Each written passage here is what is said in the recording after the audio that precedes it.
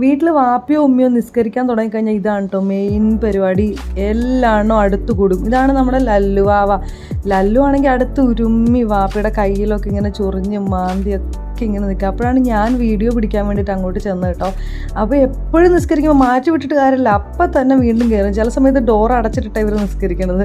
ഇത് കണ്ടോ, അടുത്തൊന്നും മാറണില്ല, ഫുൾ ടൈം അവിടെ തന്നെയായിരിക്കും. വാപ്പി നിസ്കരിക്കണതിൻ്റെ അടുത്ത് പോയി നിൽക്കും, മുകളിലേക്ക് നോക്കി കരഞ്ഞുകൊണ്ടിരിക്കുക, മുകളിലേക്ക് നോക്കി.